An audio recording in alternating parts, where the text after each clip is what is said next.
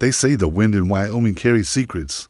I used to believe it carried nothing but dust. But that morning, when I opened my cabin door to a stranger swaying on his feet, snow settling on his lashes like he'd been carved from the storm itself, I knew something had shifted. He didn't say his name. Not then. Didn't offer a story or ask for help. He just stood there, one boot missing, the other soaked through and splitting at the sole. His coat was too thin for the weather and torn across the shoulder like he'd tumbled down a cliff or been pushed. He was young, maybe mid-20s, same as me, give or take, pale from cold or blood loss, and his face Jesus. One eye swollen shut, lip cracked, cheekbone bruised so deep it had gone to blue. But he kept his chin lifted like he dared me to slam the door. I should've. I almost did. But the wolves had been circling last night. I'd heard them howling through the trees past midnight. And the snow was already ankle deep, clinging to the edges of the world like it meant to erase it.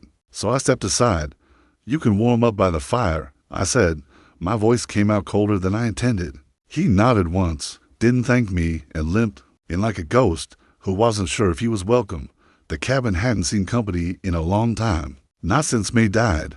2 winters back, pneumonia took her in 3 days. Sometimes I still thought I'd hear her setting down a teacup or humming from the porch swing. Now, the place only echoed with the scrape of my boots and the occasional horse snort through the window crack. He didn't ask questions. Neither did I. I stoked the fire higher, watched him collapse into the worn chair closest to the hearth. He didn't make a sound when he lowered himself, but his jaw clenched hard, and his fingers curled over the threadbare fabric like it might hold him together. I caught a glimpse of his hand trembling. He wore a necklace, a thin cord, barely visible under the fray of his shirt collar. It looked handmade.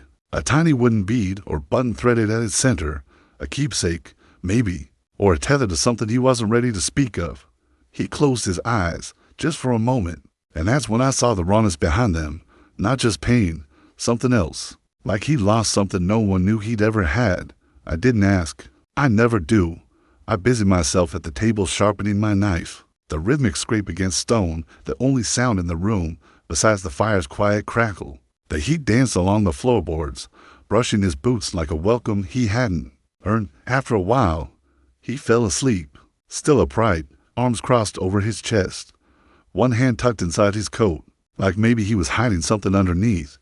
But he didn't flinch, didn't stir, not even when the logs popped or when I stood to toss more kindling into the fire.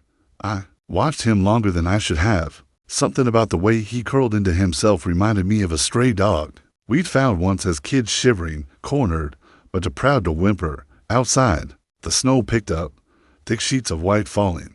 Like someone upstairs had given up on mercy. It was going to bury the trail behind him before dusk, which meant whoever or whatever he'd left behind couldn't follow for at least a day. I wondered what it was. I went to the window and stared out into the cold stretch of nothing. Pines bowed heavy with white, fence posts barely visible, and all I could think was, what kind of man walks through that kind of storm, hurt like that, just to land on my doorstep? My jaw tightened. I didn't need trouble, but then again, maybe neither did he. When I turned back, he was still sleeping. His face had softened just a bit. A curl of dark hair stuck to his forehead, damp from sweat. I saw the way his chest rose and fell, a little uneven, like breathing was something he still hadn't gotten used to. I laid a folded blanket over him, not too gentle, but careful enough. Then I sat back in the rocking chair, set my boots by the fire, and listened to the whine.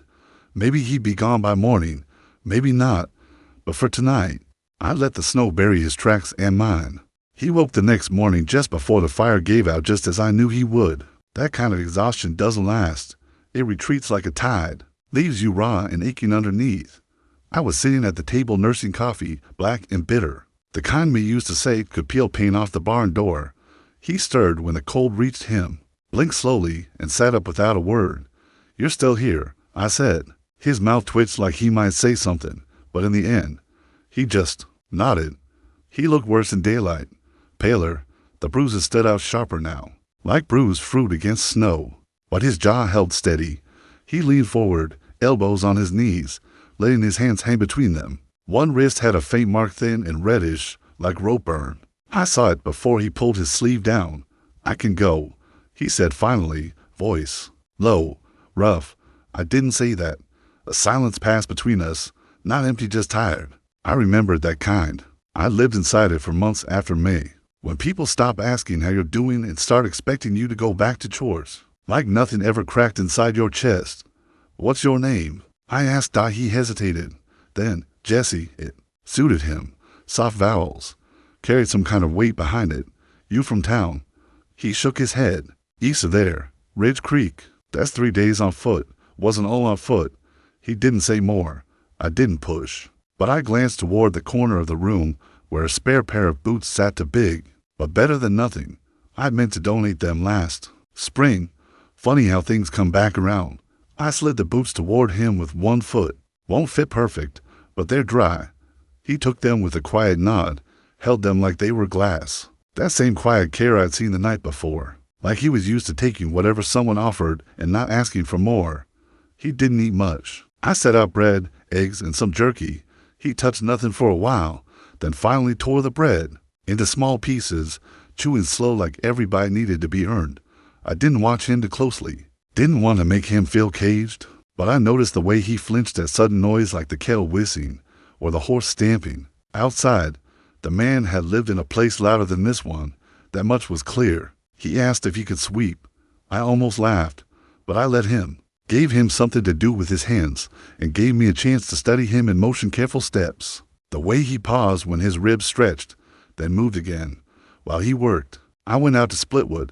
I needed the rhythm, the weight, the crack and echo of it across the field. I hadn't had someone under my roof in years, and already I felt like the walls were listening. When I came back in, the floor was spotless. The broom leaned in its place. Jesse was standing near the hearth, hands in his pockets, just staring at the mantel. I followed his gaze. It landed on the photo, me and May. A good 5 years back, her hair in a braid down her shoulder, my arm, clumsy round her waist. We looked young and dumb and happy. She your wife? He asked. Without looking at me, was sorry. I said nothing. Regret didn't need words. It hung in the cabin like wood smoke always there, even when the fire had gone out. He stepped closer to the mantel and picked up something beside the photo. A tiny wooden carving May had made it, a miniature horse, no taller than a finger. The legs were uneven, the paint chipped, but she'd been so proud of it. She made this? Jesse asked. I nodded. She used to whittle when she couldn't sleep. He set it back gently, almost reverently, then turned to me. You mind if I stay one more night? You already started sweeping, I said, half a smile playing at the edge of my mouth. Wouldn't want to break your streak. That night, I left a bandage and a small tin of salve on the table, said nothing. When I woke in the middle of the night to stoke the fire, I saw him asleep again by the hearth. The salve tin was open, the bandage gone. He tended his own wounds, but the tin sat there like a quiet thank you. Outside, the snow had stopped. Stars blinked cold above the pines. The trail behind us was buried deep now. There was no one coming out tonight. I leaned against the window frame and let my eyes rest on the slow rise and fall of Jesse's chest. The way his fingers curled slightly, like he was holding something in sleep. The way the firelight caught in his hair, blending soft against the dark. I didn't know yet what had brought him to my door.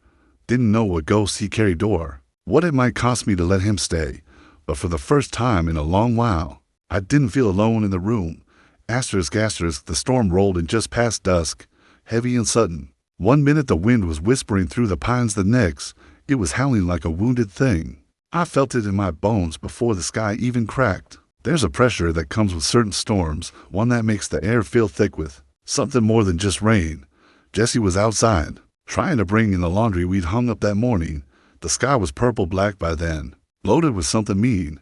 I called out to him just as the first rumble shook the porch. Leave. Get inside. He didn't hear me, or maybe he did and just didn't care. He reached for the last shirt on the line, my old flannel, and that's when it happened. Lightning split the sky close to close. The horses whinnied in the barn, spooked. Jesse flinched, slipped on the wet grass, and before I could move, I saw his body crumple near the trough. I ran. I don't remember shouting his name, but my throat hurt by the time I reached him. His eyes were half open, dazed. He was soaked through, blood mixing with mud at his temple. He tried to sit up and swayed hard. Easy, I muttered, slipping an arm under his back. Don't move. He didn't fight me. That was worse than if he had. I carried him inside, boots stomping mud through the doorway. My heart beat louder than the thunder. Set him down on the cot by the fire and lit every lantern I had. His skin was cold clammy. A bruise already blooming beneath his eye. You hit your head, I said, hard. He blinked slowly, and then, for the first time since he'd arrived, his voice cracked into something fragile. James, it broke me a little he didn't see me. Not at first. He was somewhere else, somewhere dark. I pressed the cloth against his wound, trying to keep my hands steady. No, I'm not him. You're safe. He didn't respond, just drifted. I sat beside him for hours, changed the compress, fed the fire, watched the rain soak the windows and prayed he didn't have a concussion. Around midnight, he stirred again, whispered something to soft to catch. I leaned closer. Why'd you let me stay? He murmured. I didn't answer right away, just stared at the quiet rise and fall of his chest, because the snow was deeper than my reasons. I finally said. He didn't open his eyes, but a breath slipped out of him like a thread had loosened. He slept, fitfully, but he slept. Morning came gray and heavy with steam. The storm had passed, but his bones still creaked in the floorboards. Jesse sat at the edge of the cot, shirtless, dabbing at the gash on his temple with shaking fingers. He looked softer in the light. The bruises hadn't gone, but something behind his eyes had. You stayed, he said quietly. I said I would. He nodded, looked down. That name I said, James. He's not someone I want to remember. I figured.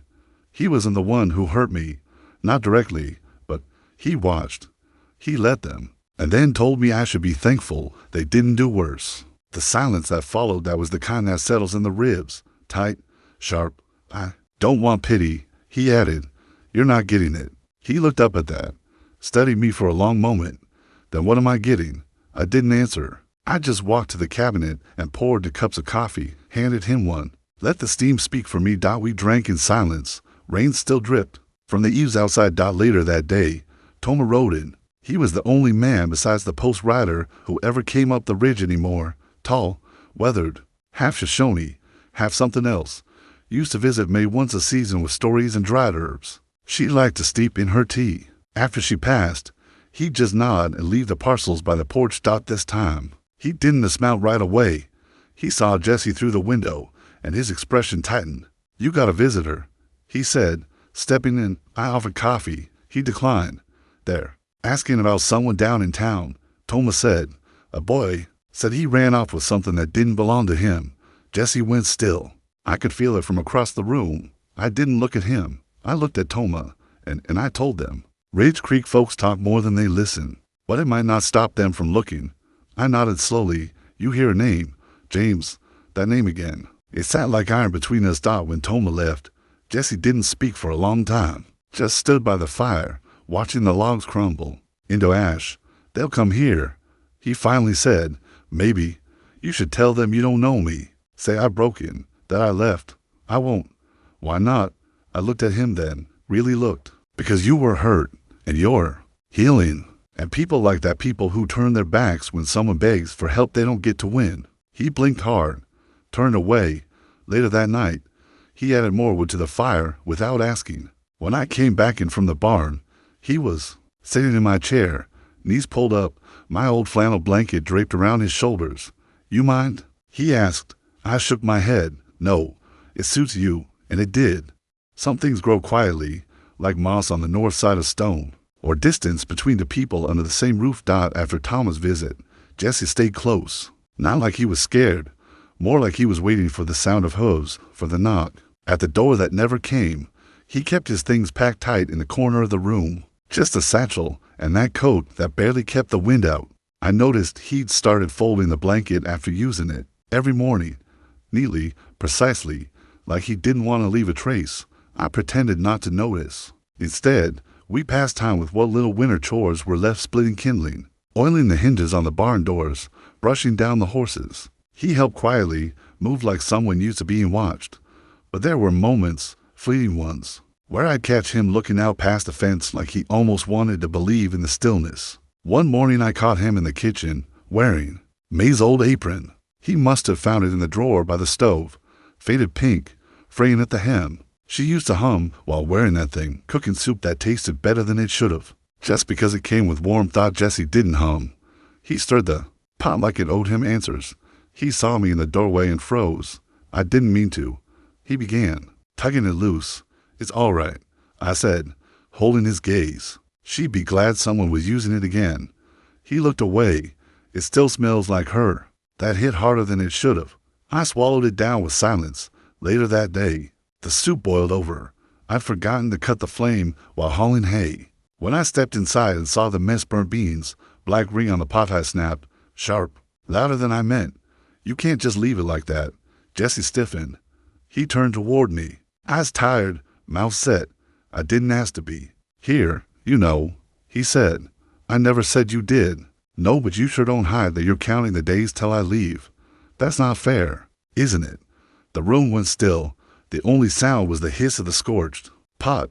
I stepped back, suddenly ashamed. You're not the only one learning how to live with someone again. He looked at me like he wanted to believe that. Then he nodded, slow, okay? After that, we didn't speak much for a day or two. Just worked in rhythm, ate in silence. The quiet wasn't cruel, it just gave us room to think. It was Jesse who broke it one night. I was half dozing in the rocking chair when he came over, slow, careful, and draped May's old quilt over my chest. Thanks, I murmured. He nodded. You looked cold. I could have said more, should have. But the weight of that simple gesture settled heavier than any words. That week, I carved him something, just a little comb from pine wood. I used to do that for May when her hair got long enough to braid. I remembered the way she closed her eyes when I dragged the teeth through the tangles. Said it helped her feel human again. I didn't wrap it or hand it to him. Just left it on the windowsill beside his cot. The next morning, it was gone. He didn't mention it. But that night, he wore his hair different, swept back, a little neater. Almost as if he'd used it. There was something unspoken about the way we moved around each other now. Closer, softer, still guarded, but less like wolves in winter and more like two men waiting for spring. One evening, I found him out back sitting on the fence, watching the last of the light fall over the snow. The sky was lavender and fire orange, one of those sunsets that makes you believe maybe things still mean something. I sat beside him. The rail creaked under our weight. You ever miss the place you came from? I asked. He exhaled, long and slow. I don't miss the place, just who I thought I could be there. I nodded. He glanced at me. I miss her, not the silence she left behind. We sat like that a while, elbow to elbow, nothing between us but winter air. As the light faded, I felt his knee brush mine, just once, barely enough to notice, but he didn't pull away, neither did I. That night, I couldn't sleep. I kept thinking about the way his eyes caught the last of the sunset, how close he'd been, how my shoulder had itched with the memory of his warmth. It wasn't sudden, whatever was forming between us. It was like sap thickening in a tree slow, almost invisible, but you felt it, quiet and sure. And for the first time since May passed, I realized I wasn't waiting for someone to fill the space she left behind.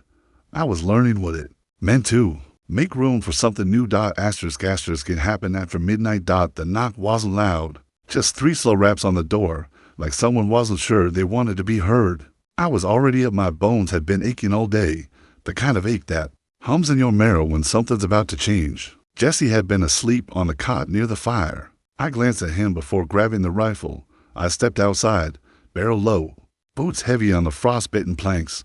3 men waited at the edge of the yard, half shadowed in moonlight.